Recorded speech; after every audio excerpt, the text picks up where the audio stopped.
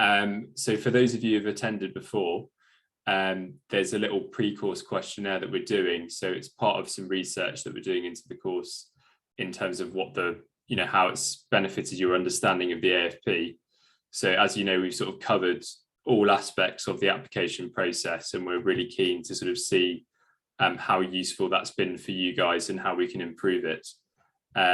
So yeah, I think probably if we give a few minutes for Maya to send that, and then we can get people to fill that in if possible, whilst we wait for people to join.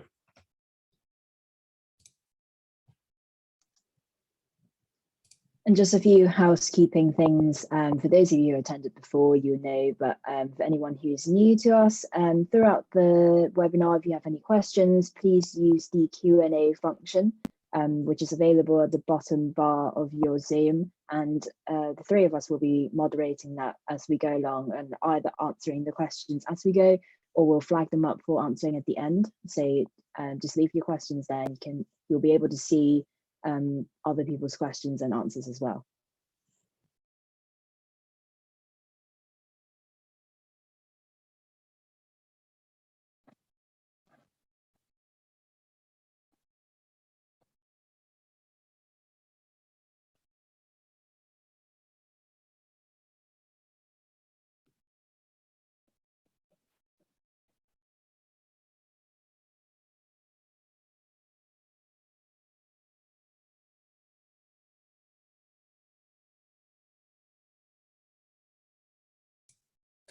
It looks like no more people are joining, so should we get going? Yeah, sure. Okay, so yeah, we're going to talk about critical appraisal and specifically the interview. So I'm F1 in academic F1 in Southmead, and yeah, basically went through the interview process last year. So yeah, let's start. So why do we critically appraise a paper? So particularly in the UK, we kind of practice evidence-based medicine. So we want to know what makes a good and a bad study. We want to identify research that answers our research question. We want to be able to identify bias and decide clinical applicability. So whether or not we'll actually change our practice. So when we kind of decide all that, we need to think about the hierarchy of evidence. So the kind of lowest part of lowest evidence would be kind of anecdotal evidence, so case reports, opinion papers, and letters. And the strongest evidence are meta-analysis and systematic reviews. And the kind of things that you can expect in a critical appraisal would be meta-analysis, randomized control trials, cohort studies, case control studies, cross-sectional studies, and the other two are probably quite unlikely to come up. But today I'm kind of going to focus on randomized control trials and how to read them and critically appraise them. And then we can go through a randomized control trial and kind of questions that are potentially going to be asked. So usually when we kind of go back to that slide, the classic question, will it change your practice? Usually the answer is going to be unlikely, or no, unless it's a meta-analysis and a systematic review, which is just the strongest type of evidence.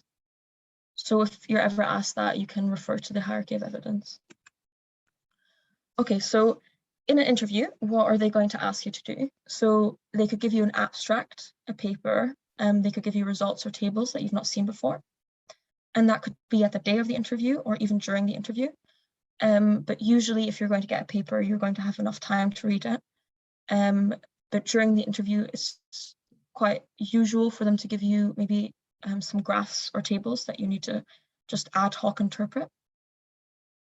And they could also ask you about a paper that you've recently read, so you should be well prepared.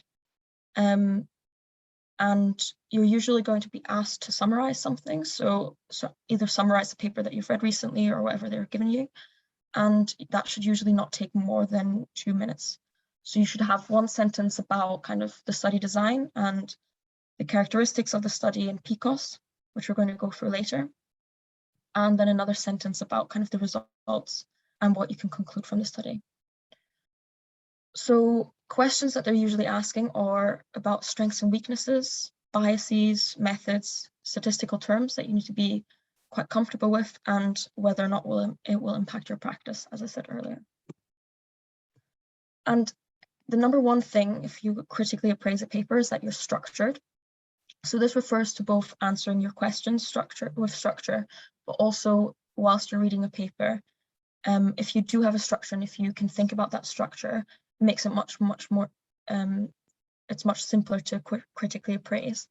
And everyone has their own structure, but this just happens to be mine. So I go through core details first, then the main findings, and then using what I've read, I think of strengths, limitations, the validity of the study, and then whether or not it was ethical. All right, so what do I mean by core details?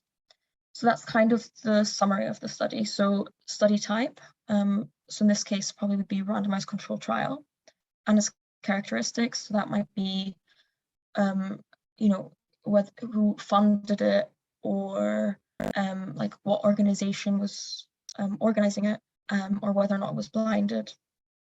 Then the population, so who did they look at, inclusion and exclusion criteria, sample size. Then the intervention, so what was done differently from normal clinical practice. And the comparator, so that might not be there in all study types, but it definitely is in randomized controlled trials, and it should usually be usual care.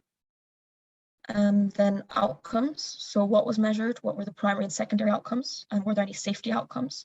And kind of nowadays you say P cost, so that would include setting and time frame as well. So that's where the study took place, you know, whether it was a multi-center study, so on, and time frame, so considering follow-up time.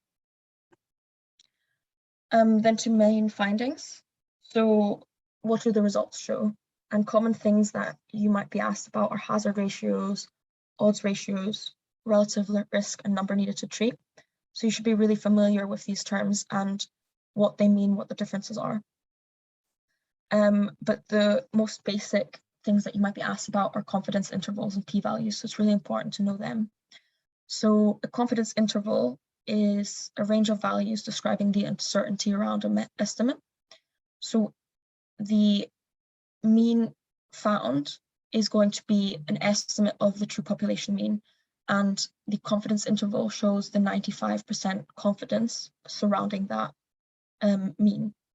So when we have a confidence interval, we can say we are 95% confident that the true population mean lies between those two values. And to see whether or not something is statistically significant, we just look at whether or not the confidence interval crosses the value of no effect. So if it does, that means it's not statistically significant. If it doesn't, it means it's statistically significant, or the differences. Then for p-values, they are the probability that the difference picked up between the groups has occurred by chance. So if a p-value is less than 0.05%, that means that there's a less than 5% probability that the difference was by chance. So that's kind of usually what defines something as being found statistically significant. All right, and then strengths and limitations would be the next part in my structure. So again, you can kind of think about it in PICO. So was the population representative? Is the intervention appropriate? Is the comparator appropriate? So that's usual care. Are the outcomes important and measured reliably? And then based on that, again, you can ask yourself, are the results reliable? Is this going to change my practice? And these are kind of, this is a table that I've created just to send out the slides later on. But it's basically all the different parts of kind of reading a paper, what question you might ask, and kind of buzzwords that you should be familiar with. That could be potential strengths or limitations in a study. But instead of going through the table, we've kind of decided to go through a critical appraisal together afterwards. So the next part of the structure would be validity. So there's two types of validity. So there's internal validity and external validity. So internal validity is whether or not the study itself is true. So they've decided on a population to be studied, and whether or not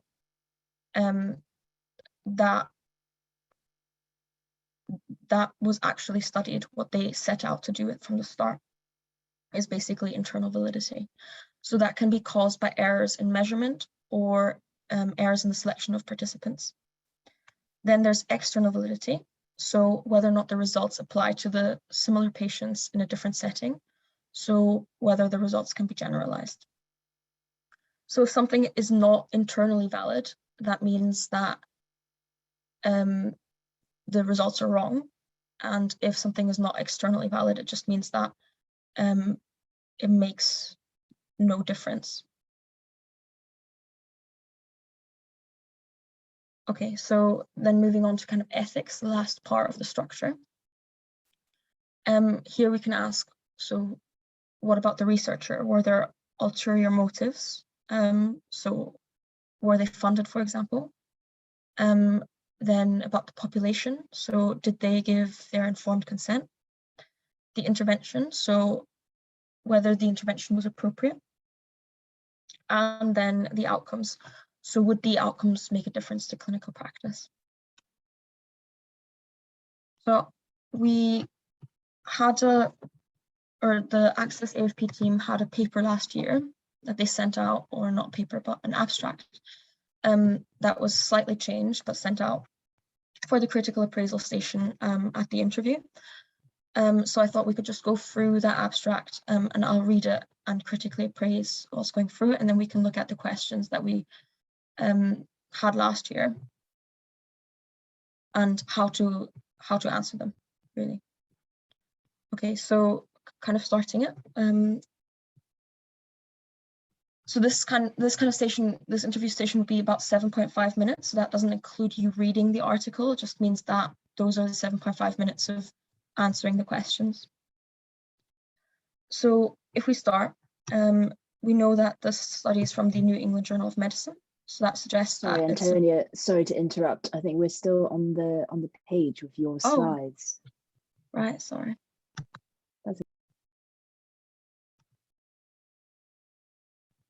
Now, is that right? Can you see it? Yeah. Yeah, it's on now. Cool, thank you. So we know it's the New England Journal of Medicine, so that's a peer-reviewed paper. It has a high impact, so that's something that we can note immediately. And the title is Rivaroxaban and Peripheral Artery Disease After Revascularization. So if we move on to the background, patients with peripheral artery disease who have undergone lower extremity revascularization are at high risk for major adverse limb and cardiovascular events. The efficacy and safety of rivaroxaban in this context are uncertain. So that's just their description of why they did the study. So I suppose that's so they can justify why they've studied this. So that's something to note for the ethics part of the structure. Then moving on to methods, in a double-blind trial, so we know it was a double-blind trial, patients with peripheral artery disease who had undergone revascularization were randomly assigned to receive rivaroxaban, 2.5 milligram twice daily, plus aspirin, or placebo plus aspirin. So this is already part of our PICO structure. So patients with peripheral artery disease who had undergone revascularization is our population. They were randomly assigned, so this is a randomized control trial. And they received rivaroxaban plus aspirin, so our intervention, or placebo plus aspirin, which is our comparator. The primary efficacy outcome was a composite outcome of acute limb ischemia, major amputation for vascular causes, myocardial ischemia, ischemic stroke, or death from cardiovascular causes. This was performed in an intention to treat basis. So this is our primary outcome. So again, something that we need to note as part of our PICO. And it was analyzed using the intention to treat analysis. Okay.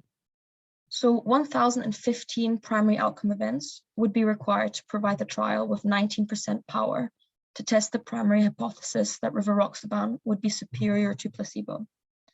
So we should take a note of this as well, because it means that we need at least 1,015 outcome events, or occurrences of an outcome, to have a power of 90%.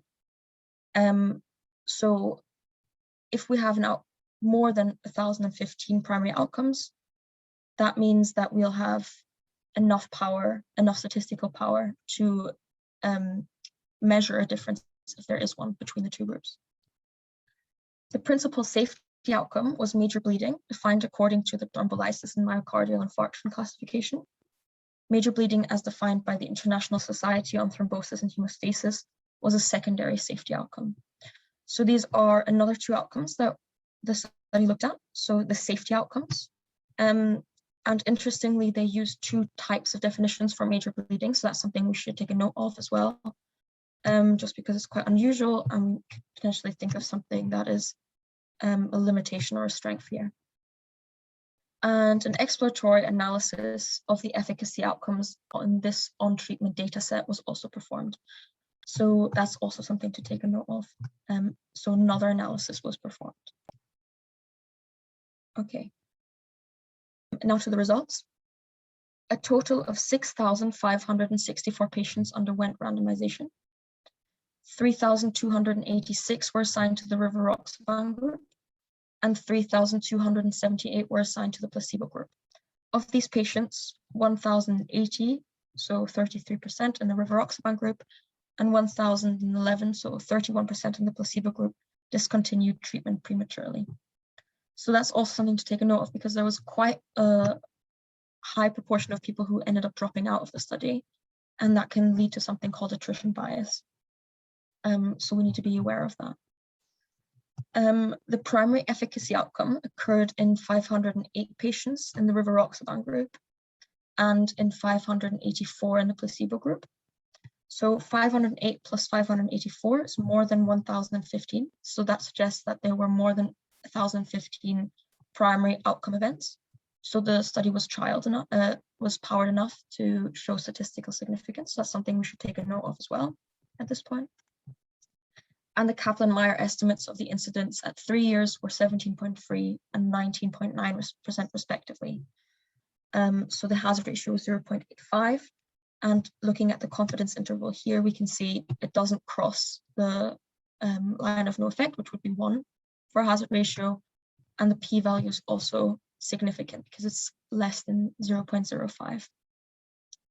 So at this point, we can already conclude that the study showed that there was a significant reduction in the primary composite outcome at the 3-year estimate in the rivaroxaban group compared to the placebo group. Then TIMI major bleeding occurred in 62 patients in the rivaroxaban group and in 44 patients in the placebo group.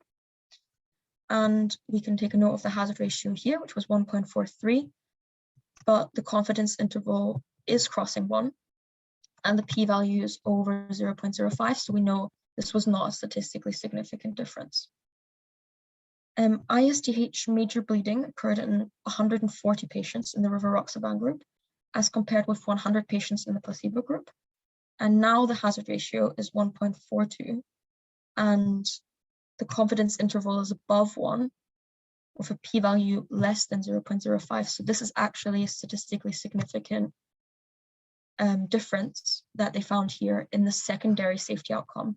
So one definition in major bleeding used showed no difference, whereas the other one did, which is definitely something quite interesting. Okay, so now to the conclusion. In patients with peripheral artery disease who had undergone lower extremity revascularization, rivaroxaban at a dose of 2.5 milligram twice daily plus aspirin was associated with a significantly lower incidence of the composite outcome of acute limb ischemia, major amputation for vascular causes, myocardial infarction, ischemic stroke, or death from cardiovascular causes than aspirin alone. The TIMI major bleeding did not differ significantly between the groups.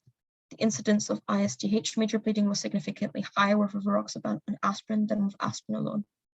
So that's basically just a summary of the results of the trial that we looked at earlier. And finally, we can see who it was funded by, so by 2 pharmaceutical companies, which is something we should note for whether or not the trial was ethical. And they've also provided us with a data table here and said that we're going to be asked about primary efficacy outcomes only.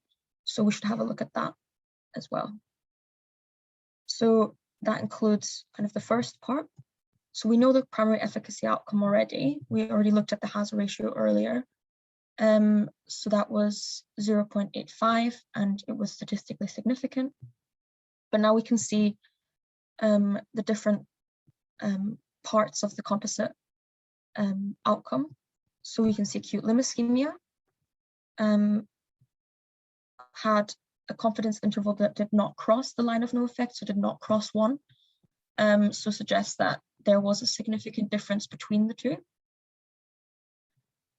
And so there was a significantly lower risk of acute limb ischemia in patients on rivaroxaban than on the placebo. But all the other parts of the composite outcome actually did not show a statistically significant difference.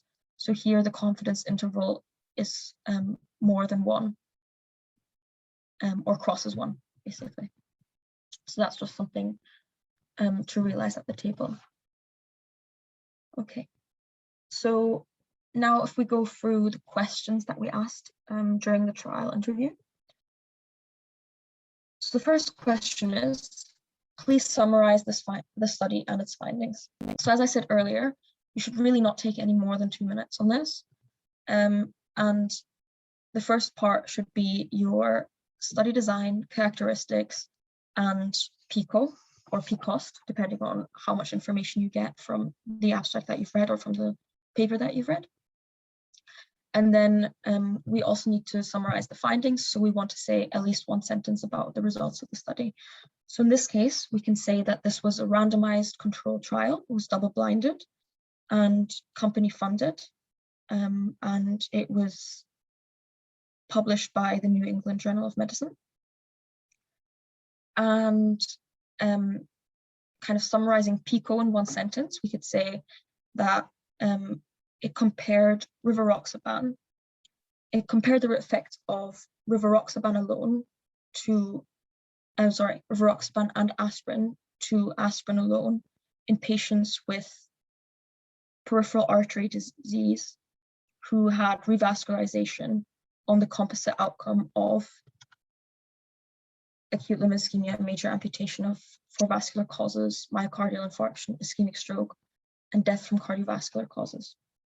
So that would be, so I started here slightly different, I guess. I start with the I, but we put the entire PICO in that 1 sentence, and that's kind of what you should aim for. And then as a summary of the results, you could basically say summarize the conclusion even further, saying that there was a statistically significant difference in the composite outcome. So the patients on rivaroxaban plus aspirin had a statistically significantly lower occurrence of the composite outcome than compared to those on aspirin alone. And the major bleeding, as defined by the TIMI, or was it by the ISTH major bleeding definition, was significantly higher in the rivaroxaban plus aspirin group than in the aspirin group alone. So those would be the 2 major findings of the study. All right, so then the next question is, please discuss some of the strengths of this study. So things that we can mention here is study design. So it's a randomized controlled trial. So it can determine causality. It reduces things like confounding factors because it's controlled. Then we could say that another strength was the intention to treat analysis. So that makes it comparable to the real world and shows real world efficacy. It was randomized, so that reduces selection bias. And it was a double-blinded study, so again, that kind of reduces observer bias and performance and detection bias. So those are all things that we could say here in the strengths. And for weak, so I'm just basically commenting on all the things that we've picked up on whilst reading. And then for the next question, please discuss some of the weaknesses of the study. We could say that it was company funded, so they could have potential for competing interests. Then also it was a composite outcome, so that suggests that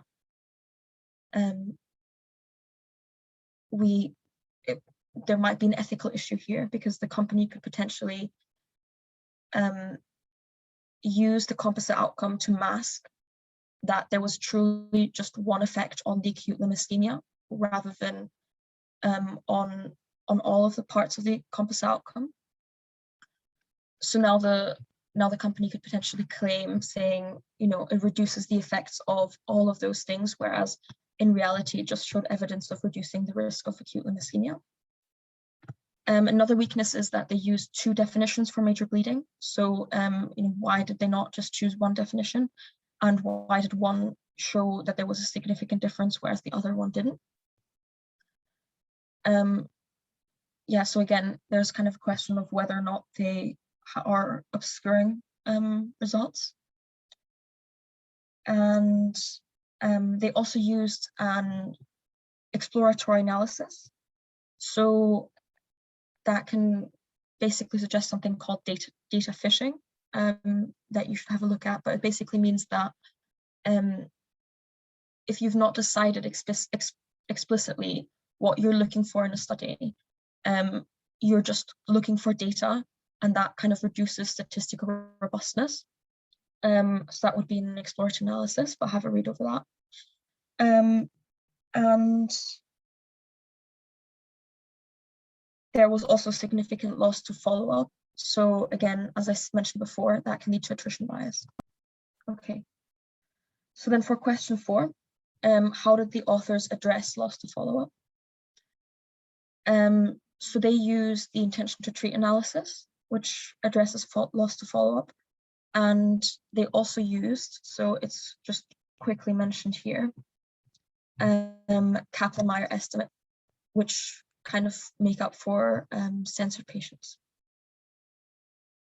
So again, this is kind of quite a technical question in terms of, like, you need to understand a little bit about statistics.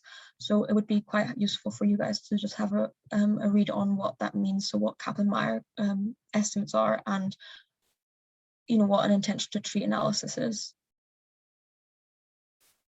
Okay, and can you please comment on the primary outcome measure and results in this study? So this is what we're talking about towards the end in the data table. So here we can comment on the fact that the primary outcome measure was a composite outcome, and really there was only one part of the composite outcome that was statistically significant. And can you comment on the hazard ratios of the primary outcomes presented in the data table? And again, we can kind of talk about how all the hazard ratios overlap one, so the line of no effect, and so there's no statistically significant difference between the outcomes. And yeah, that's basically what we've said. So that's what it means. And if the composite outcome is false, meaningless, why do you think they have used it? So I guess the potential reason that they've used it here is to claim that rivaroxaban and aspirin both reduce the risk of all of the factors in the composite outcome, rather than just acute limb ischemia alone. And how do you think we should determine the primary outcome of the trial? So again, this is kind of a technical question where you just need to be familiar with study designs, and it's something that is quite likely to come up, or something along those lines. So primary outcomes should be patient-based. So they should, in a good clinical trial, they should make a difference to the patient, or to a difference to the healthcare providers. So, for example, if you looked at the efficacy of kind of a new drug, you don't want to, like in this trial, for example, you want something that matters to the patient. So for example, their mortality is going to matter, whether or not they're going to be amputated matters. But things like maybe what exactly their hemoglobin is going to be is not going to matter to the patient. So that shouldn't be a primary outcome, or not in a good clinical trial anyway. And kind of ways that they determine what is important to patients or healthcare providers is by just Delphi surveys. So you have a read around that if you're not sure what that means.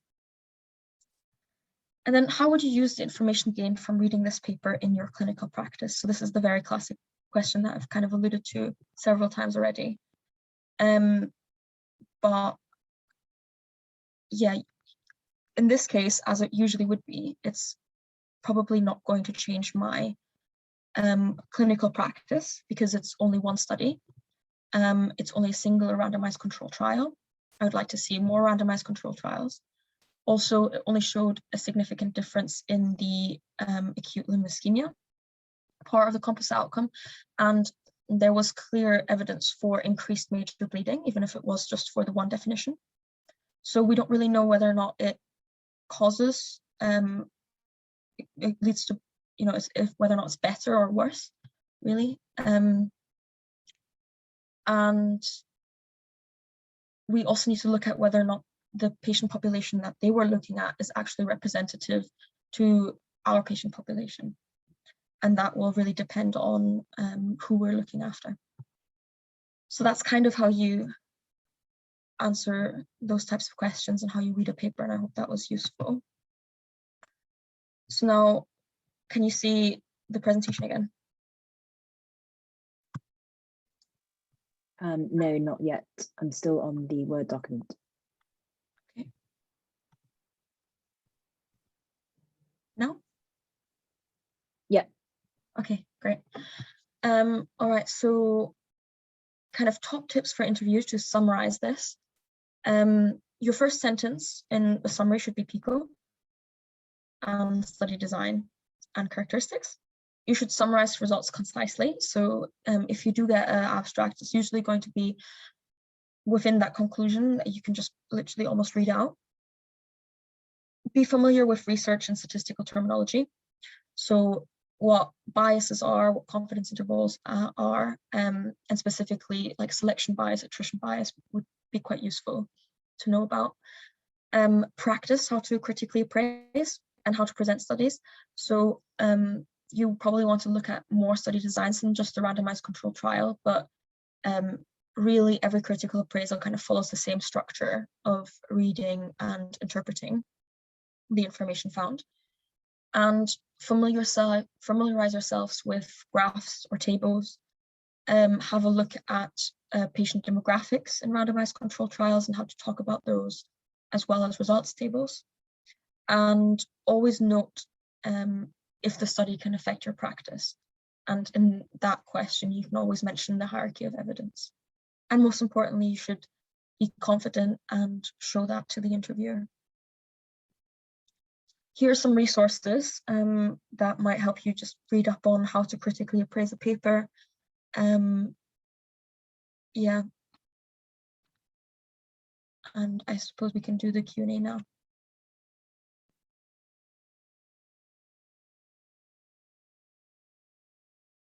Are there any questions? Kitty, Maya?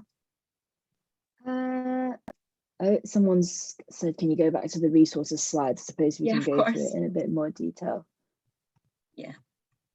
Okay, so basically I put down the BMJ. That is basically an article about how to read a paper. Then there is the access of the AFP critical appraisal. Kind of, it's like a run through of how to critically appraise a paper on our website. The CASP tool checklist, as well as the Cochrane checklist, are just things that you can use as you're reading the paper to make sure that you've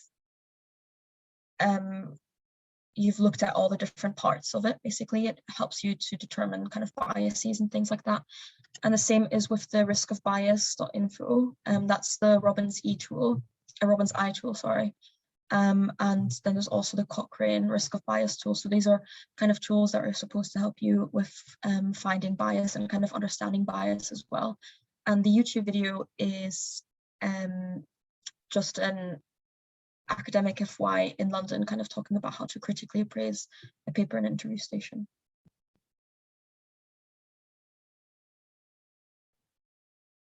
There's a message in from the sign up form question, just stating, do we need to cover every aspect of critical appraisal, even if it sounds very formulaic?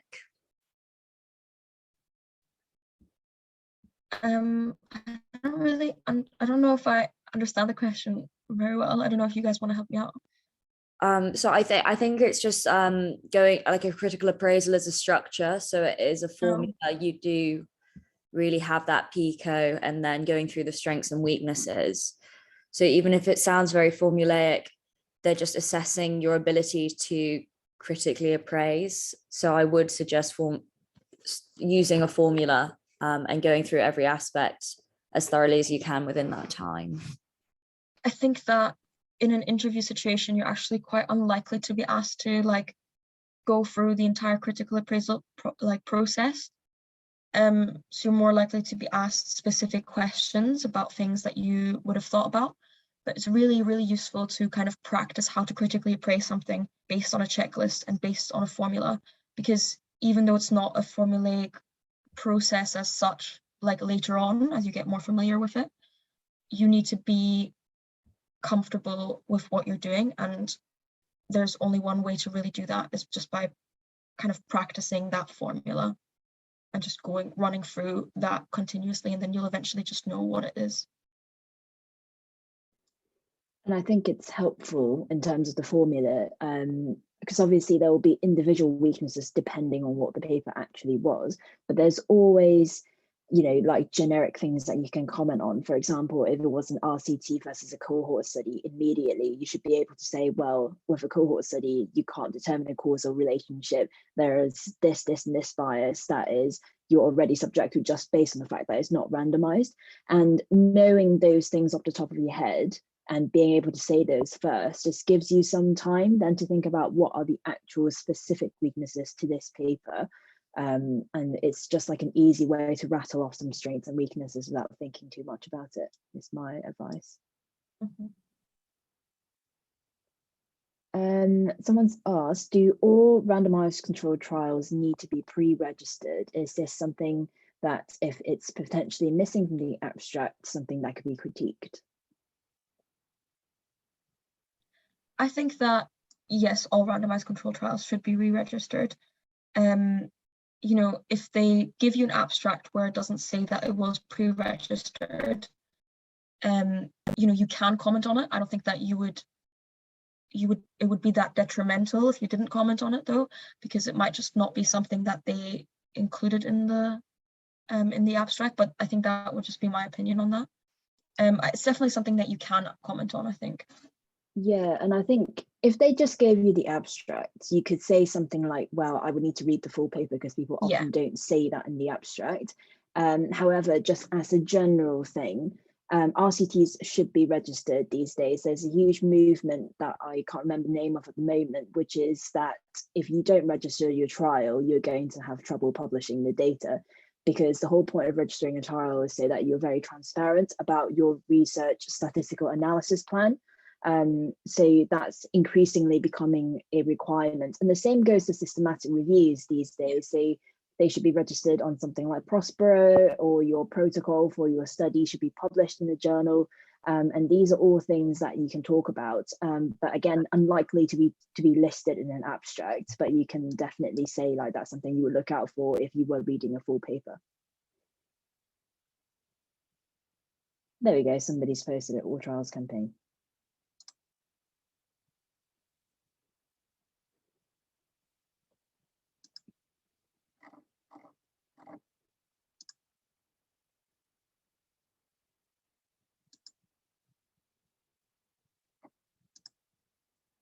Could you advise on how much we need to know about statistical tests? So I think this ties into another question we had earlier, which was like a general, like what do you know to learn for the AFP interview, and like, is there a list of terms that you need to know, and to what level you need to know it by? That's quite a hard question to answer, but I'll let you have a go.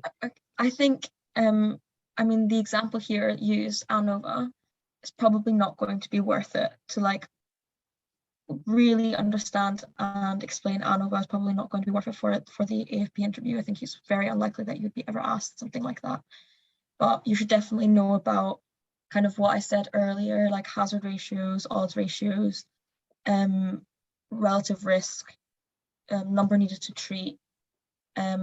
You should be familiar with confidence intervals, p-values. I think those are actually quite simple things to know about how to calculate them. So just have a read of that. And other things that you should kind of be familiar with, or not, you don't even need to know, you know, how they're calculated. Just to be familiar with is Kaplan-Meier curves, and also potentially kind of like ranks and stuff. So that would be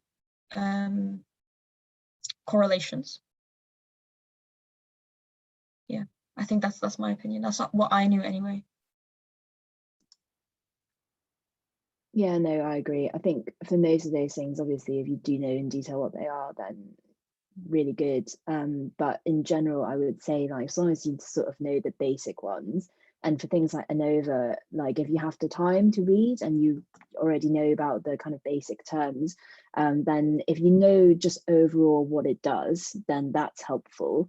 But again, you wouldn't be expected to go into detail of it. And it's the same with like power calculations, just knowing in general what power means and the kind of things that goes into a power calculation, but not necessarily how to actually calculate power. And they would definitely not ask you to calculate that in an interview either.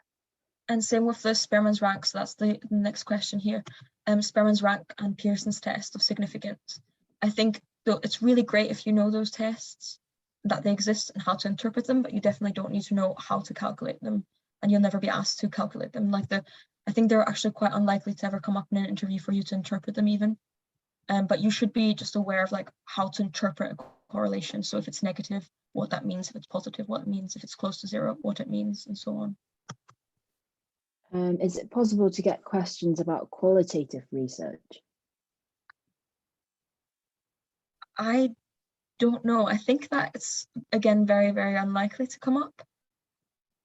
I think it's unlikely to come up as a citational, so you might get some questions about qualitative research in general, in which case knowing kind of generally about things like thematic analysis and like saturating themes and things like that. For example, again, if you were doing a Delphi survey or something like that, then knowing kind of general bits about how they're conducted and what different qualitative research methods are out there is useful. But I think, like Antonia says, most of the time it's unlikely, just because there's less thing for you to talk about compared to a quantitative study in an interview scenario. I think the one question that I could imagine coming up about qualitative research would be, you know, what is the strength of qualitative research, or what are the weaknesses of qualitative research? So just very generalized, like, why would you have qualitative research over quantitative, or vice versa? Could you expand a bit on what you mean by an exploratory analysis? So I guess an exploratory analysis is kind of links onto you know, registering your trials on, you know, Prospero and things like that, and making sure that you know exactly what you're doing beforehand, because it just means that instead of picking one part of the data collected and analyzing that, instead you're just going for it and just analyzing loads of things and looking for whether or not there was some kind of statistical significance, or anything that looks significant, you start analyzing that. So it's an analysis that is not predefined before you have the data.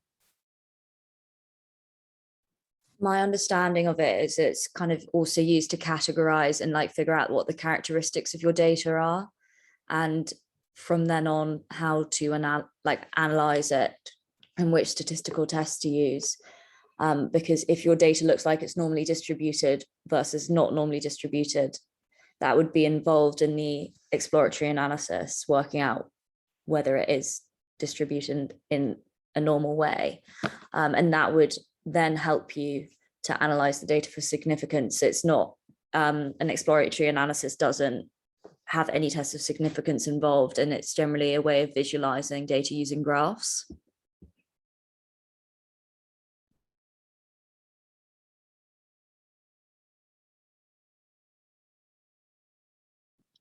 So the exploratory analysis, I think, in this study wasn't really included. So it was mentioned that it was being done, but it wasn't included in the results section, for example.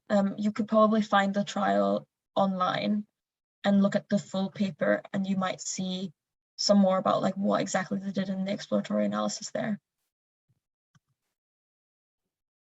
I think when you're considering the abstract as well, most journals will have a word count for the abstract. So it's quite likely that they'll have missed specific things that they'll mention or go into further detail in the actual paper. So just mentioning that you'd want to look at the paper if there's something that you're considering as a weakness or as a strength, either way, is a good way to go if it's not fully described in the abstract. Yeah, I mean, the main thing about exploratory analysis is just that things are done post hoc, which is why I think we were saying earlier about registering a study and making sure the statistical analysis plan is in place. And there's also statistical tests as well to look to adjust for exploratory analysis, because the idea is like the more of these you do, the more likely you're going to find a significant p-value. So that's just something to keep in mind. And it also increases your risk of type 1 error as well. So yeah, I think that's something to be familiar with as well. What is the difference between type 1 and type 2 error?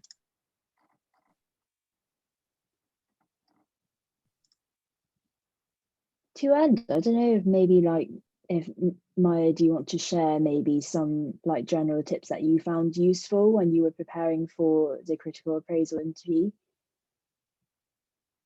Oh, sorry, I'm muted. I think the main thing that I did was actually just get a paper every week. I think I got 1 or 2 every single week leading up to the interview, and just sat down and went through PICO and then tried to think about what the strengths and analyses were, and then would go through that with a friend and would compare what we'd thought were the strengths and the weaknesses. And just with more of you could form a journal club with your friends and all bring a different paper and then critically appraise them together, just to make it a bit more fun. But definitely practice is so key, and being prepared to summarize your paper after reading it is probably the best way to go about it. Yeah, I would agree. So one of the things that I did that was really helpful towards preparing for this interview was all the risk of bias stuff that Antonia has linked to on her resources page. And basically before the interview, I did a systematic review where I had to do risk of bias on a bunch of trials. And I think I got through about 90 papers using the risk of bias. And that just basically got me really in tune with identifying keywords that they use in the methodology. And it makes it really easy for me to go, well, there you go, they've said this sentence or whatever, and that means there's a low risk of sequence generation bias or whatever. So it is worth kind of going through that tool and seeing what sort of things that is used in appraising the quality of evidence. Yeah, so I used the Robbins E one for another meta-analysis that I was doing for applying, and it was exactly the same. Yeah. So basically the Cochrane risk of bias is more for trials, and the Robbins I or Robbins E, or however you say it, it's more for non-randomized studies. So there's different systems out there. So I think the Robbins I is for randomized controlled trials, and then the Robbins E is for cohort trials, cohort studies. I'm not sure. There's two different Robbinses. Yeah. Oh, I think that question is probably for you, Kitty. For Bristol AFP, what stats teaching do you get? Because okay, what stats teaching do you get as part of the program? So Basically, I think so far we've had a couple of teaching sessions on like how to do critical appraisal.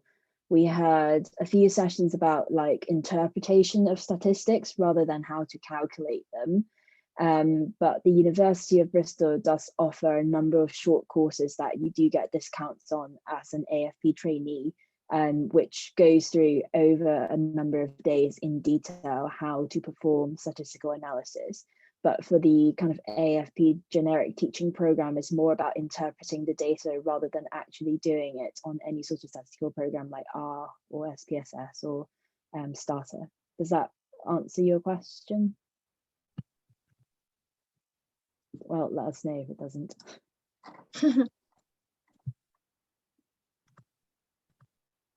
Oh, and great. We'll just leave a few minutes to see if anything else trickles in. But just to say, so like that example paper that Antonia showed was the paper that we used last year in the mock interviews that we ran as part of this course. So we held about 90 mock interviews and we had more signups than that, but that was the kind of maximum number that we were able to get in terms of volunteer academics to help us. And that mock interview will be run again this year from November to December, accounting for the fact that SFP interviews start in sort of late November up to January for some deaneries. So we'll run it again this year.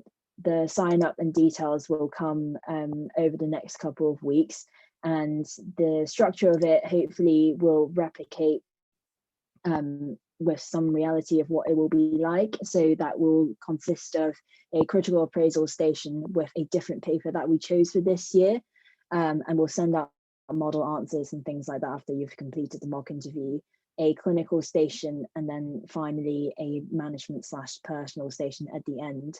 And our next session, webinar 6, is going to be talking about the personal station, so how to answer questions about your CV and your achievements so far and how it's relevant to a career in the AFP or career in academics and applying to the AFP.